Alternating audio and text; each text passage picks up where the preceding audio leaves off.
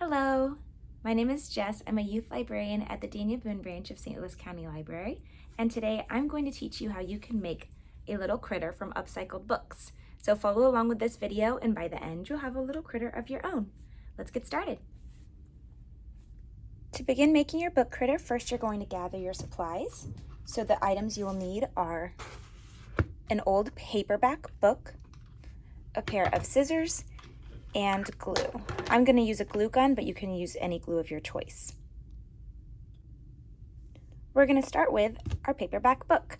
So first of all, we're going to open up our book and we're going to have to remove the cover. So you want to grab just that outside cover and we're going to start peeling it away. I like to grab it from both the front and the back and slowly start peeling away at that glue. It's okay if you need to take a page or two with it. You're just going to try to get it all the way removed. I have a little bit extra here, so we'll pick that off. All right, and we're ready with our book. Okay, now to make your book critter, I recommend a book that has at least 200 pages in it. This one has some extra pages. I don't like this black page, so I'm going to go ahead and tear that off, and we're just going to get rid of that. Then we also need some extra pages for our spikes, as you can see here. Those we're actually going to remove from the book. So we're going to just go to the back of our book and you're going to carefully grab just a couple pages at a time and we're going to just tear those pages out. So you can do as many as you want so that you have enough spikes on your critter, but I would recommend trying to leave at least about 200 pages in your book. So I'll just continue to tear these until I have the number that I want.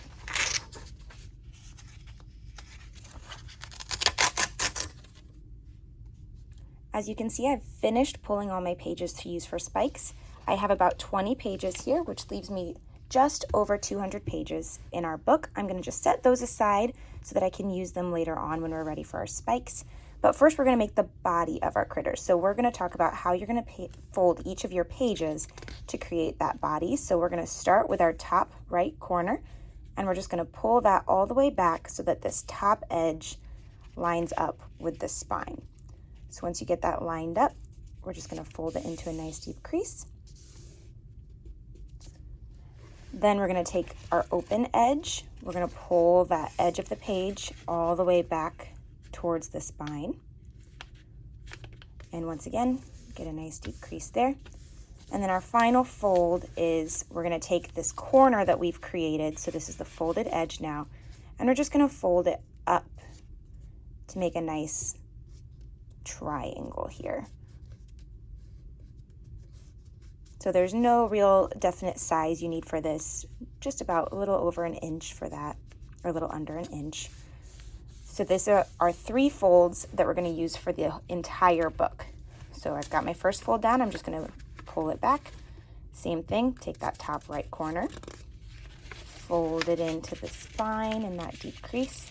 Try to get it tucked under there as much as you can so it's really right on that edge. That's my first fold. Then take our open page, pull it in all the way up to that crease,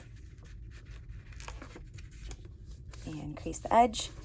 Now to make sure that your triangles are the same size, I'm actually going to take this page back down and fold my triangle over my previous triangle. Then I can move this back out of the way, fold this all the way to get a crease, and I'm done with that page. I'll do one more page with you and then I'm going to continue to finish the rest of them. So once again, you'll pull this all the way down from that top corner. Get a deep crease, pull the edge all the way back into the edge there, crease it, and once again I'm going to pull one page prior, flatten it down, fold over my triangle there, remove the page, and get that full crease there. So continue to do this until you get through all of the pages that you have left in your book. I'm going to go ahead and do that now.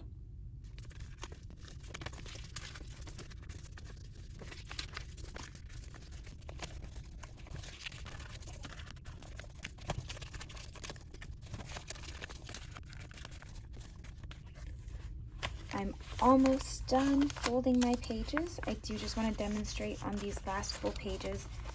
As you get further into your folding, you'll start to notice that this first crease wants to sneak it out because it gets a little tight in the fold there. So do try to really press that top corner in. It's okay if there's a small tear because that'll be hidden under the nose. And really tuck it in before you do your crease so that you can keep this nice straight pattern going. Same with the second fold. You have to really try to tuck it in all the way back before you make your crease.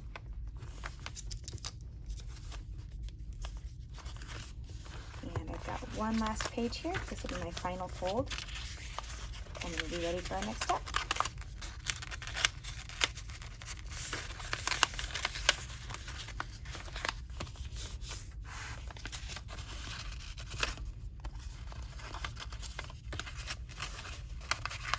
So again, I'm going to really try to tuck that all the way back. You can see it's really hugging the crease of the book in there.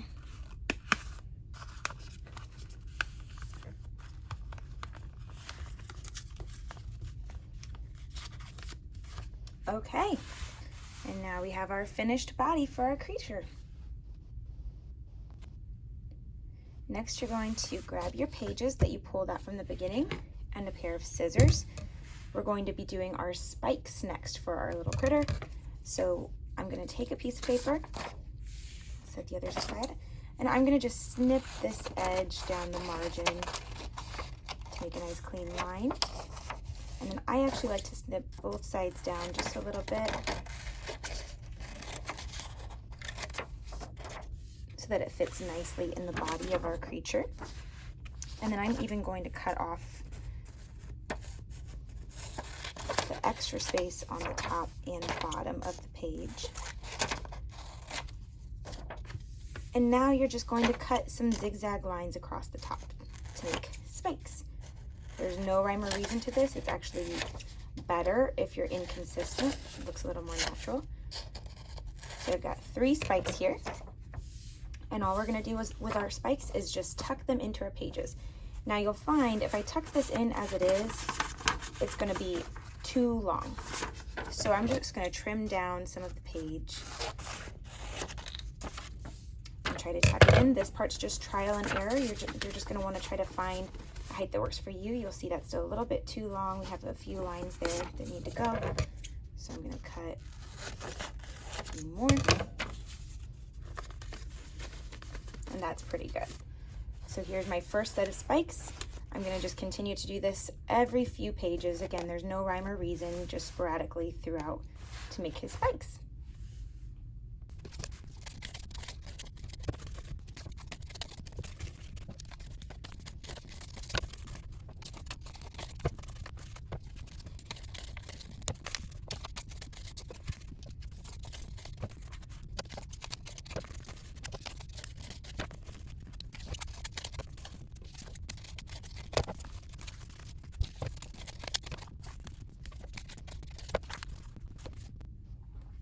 So as you can see, we've completed our body for our little critter.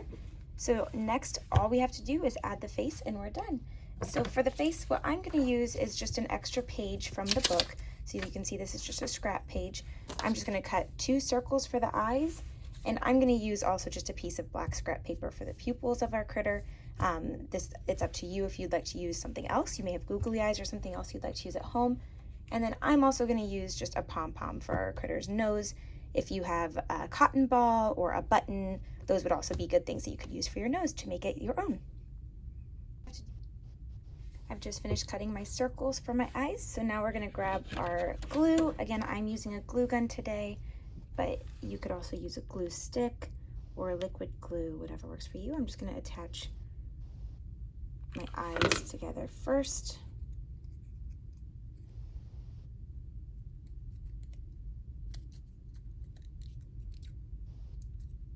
One eye and the other one. I'm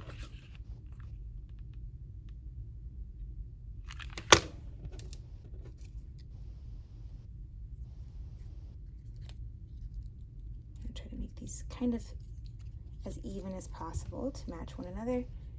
And then check to see where you want your placement to be. And again, we're just going to add a dab of glue. Oh, we lost our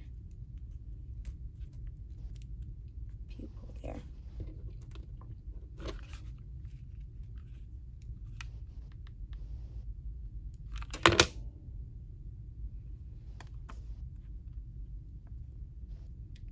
Press it into place. Same thing with our second eye. Press it where you want it. And finally, add a dab of glue for your nose, whichever object you've chosen for your nose. And we're just going to press it right onto the tip there.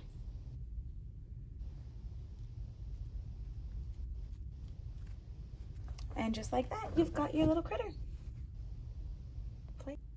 I hope you had fun making a book critter of your own today. Be sure to check out the St. Louis County Library website for more videos like this. Thanks for joining.